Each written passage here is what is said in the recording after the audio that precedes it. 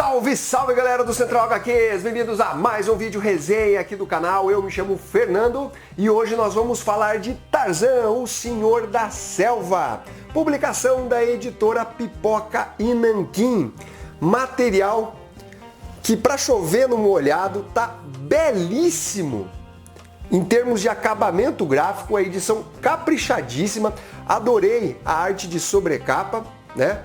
Que conta aqui com desenhos de John Buscema. Aqui no Brasil a gente fala Buscema, mas eu aprendi que a pronúncia correta é Buscema, é isso mesmo. Nós temos aqui então uma edição que conta com esta sobrecapa. Vou mostrar aqui ela para vocês, depois a edição sem ela. Olha só. Então esta daqui é a sobrecapa. Aí nós temos a edição, né? Com essa capa azulada, aqui a lombadinha, quarta capa, publicação que conta com capa dura, esta é a guarda do material, com papel couché de boa gramatura, são 308 páginas coloridas, ao preço de R$ 139,90, dá para você achar com desconto, eu vou deixar o link na descrição desse vídeo.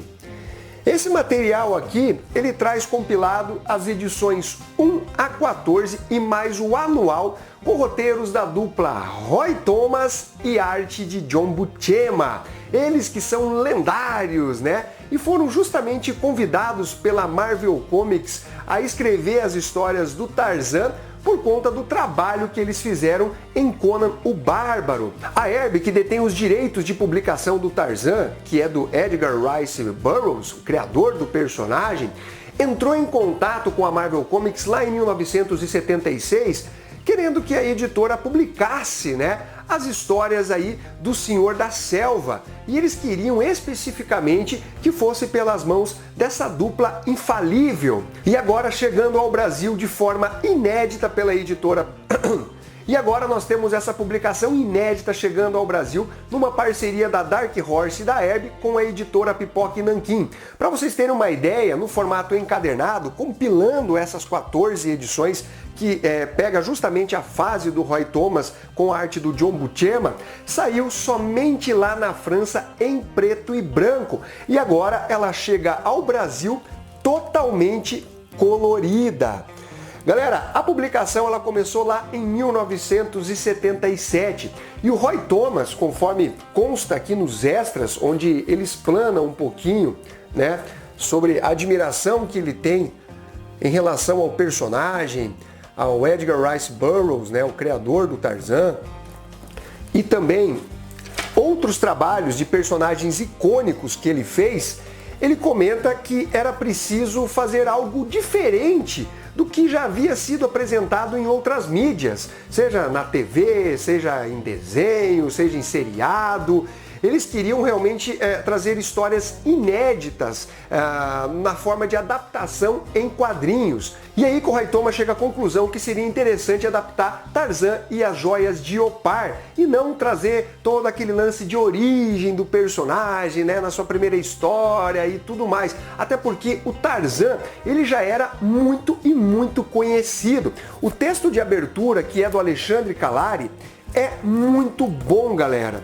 Ele faz um apanhado bem legal nesse prefácio sobre a importância do Tarzan, o quão influente ele foi, o sucesso extremo que o personagem teve.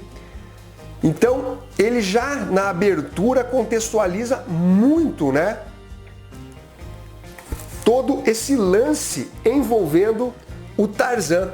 Então nós temos aqui um grande arco de histórias que dura até a edição número 11, tratando das Joias de Opar. Mas mesmo dentro dessas 11 edições, tem pelo menos duas ali que não dão exatamente um segmento a esse arco de histórias. São contos individuais ali, tratando, né, de um Tarzan mais jovem, vivendo uma determinada experiência, mas dá para dizer então que seriam cerca de 9 edições, né, de um arco longo aí, mostrando, né, essa aventura do Tarzan lidando ali com um mercenário belga que estava de olho justamente nessas joias que poderia deixar qualquer um muito rico. Ele estava a serviço de um ditador que também gostaria não só dessas joias, mas de dominar toda aquela região. Trata-se de uma disputa territorial, uma disputa política. Então o Tarzan, junto dos seus aliados, sejam tribos africanas ou o bando de macacos que ele tem ali, aquela familiaridade, aquela amizade, vão ter que lidar, né, com esta guerra territorial, com esse mercenário belga infiltrado junto dos aliados ali do Tarzan. Também vão enfrentar outros macacos que têm ali uma desavença com o Tarzan, outras tribos africanas e também esse grupo que quer conquistar os territórios ali da selva onde o Tarzan vive. É uma história muito dinâmica, muito ágil, e o próprio Roy Thomas pontuou naqueles extras que ele tentou ser o mais fiel possível aos contos do Edgar Rice Burroughs, mas que algumas adaptações seriam necessárias para tornar até a história mais atrativa para os leitores de quadrinhos. Então ele tentou trazer o espírito das histórias, né, do Edgar Rice Burroughs para as páginas dos quadrinhos. Então, tendo com base isso, eu gostei bastante do que o Roy Thomas apresenta aqui para o leitor.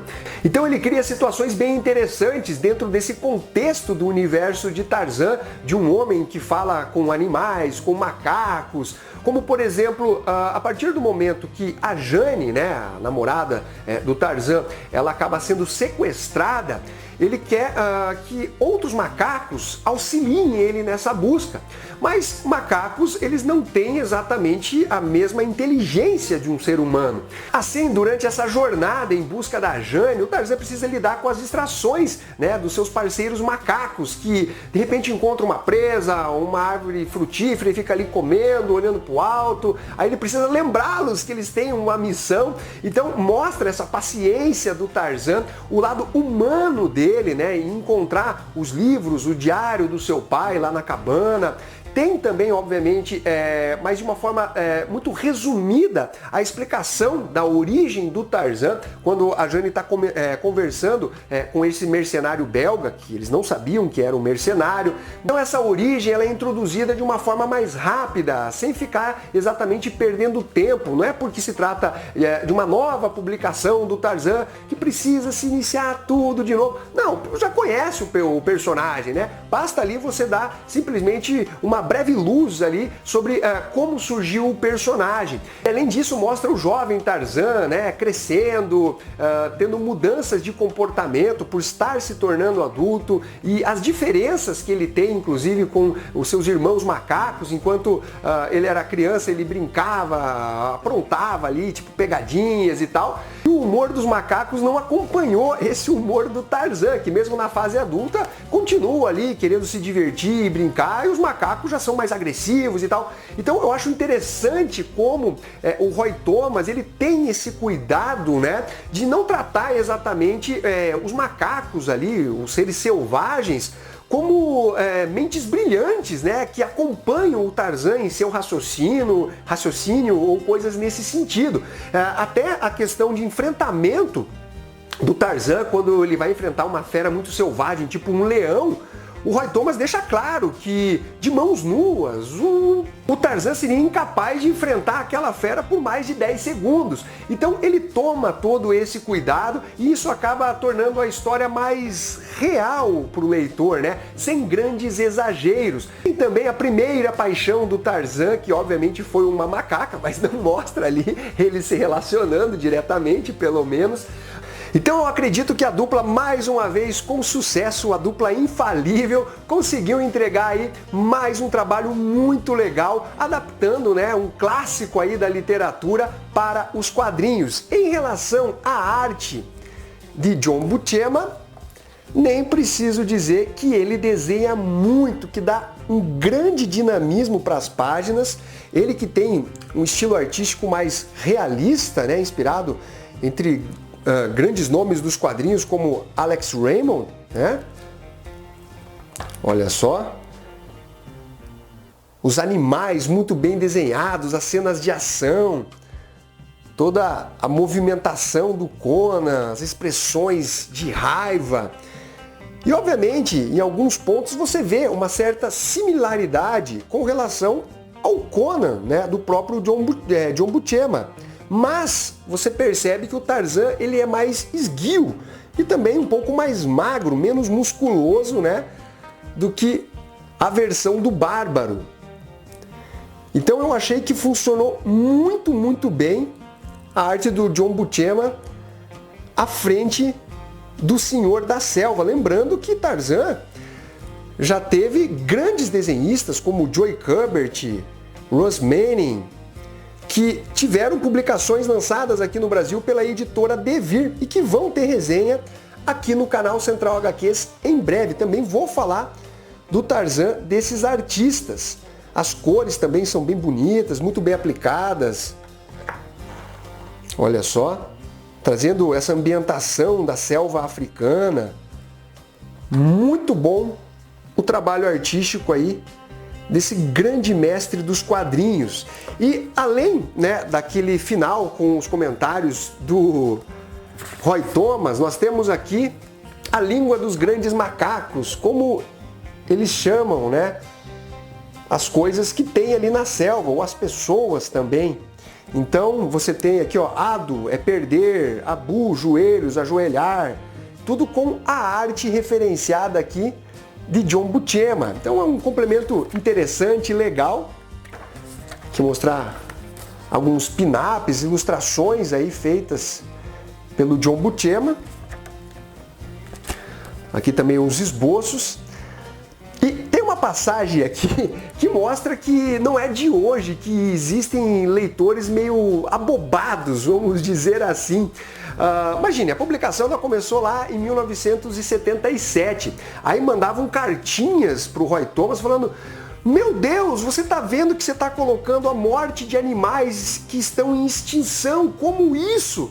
Aí o Roy Thomas precisa explicar. Cara, isso é incrível. E hoje você ainda precisa fazer esse tipo de explicação para algumas pessoas. Que trata-se primeiro de uma história ficcional. Segundo, as histórias, apesar de serem lançadas em 1977, elas são contextualizadas lá em 1910, 1915, onde não havia essa preocupação com animais em extinção. E sem falar que o Tarzan, né, ele só mata animais ou para sobreviver, se alimentar, ou para se defender, né? Como se hoje ainda não existissem os caçadores ilegais, né, que retiram o chifre de rinoceronte para vender, dentes de leão e tudo mais, né? Como se isso não existisse. Então o Roy Thomas precisa, lá em 1977, explicar para esse bando de abobado que as histórias que estão contidas aqui são ficcionais e que estão contextualizadas em outra época temporal. Eu acho incrível ter que falar o óbvio para algumas pessoas. Bom, mas enfim, galera, que nota que eu dou aqui para Tarzan, o Senhor das Selvas, da editora Pipoca e Nanquim?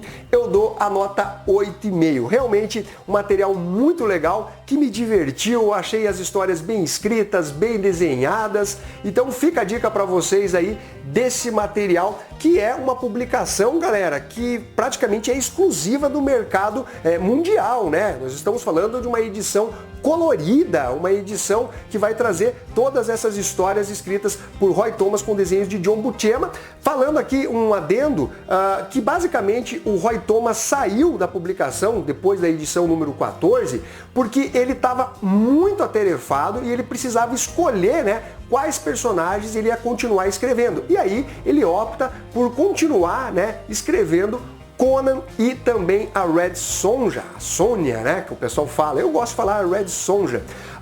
Então ele opta, né, por manter a escrita dessas duas séries e acaba saindo do título do Tarzan, que continua com outro roteirista e ainda com a arte de John Buscema. Então é isso daí, eu espero que vocês tenham curtido esse vídeo. Não esqueça de dar o seu like, compartilhar e ficamos até a próxima.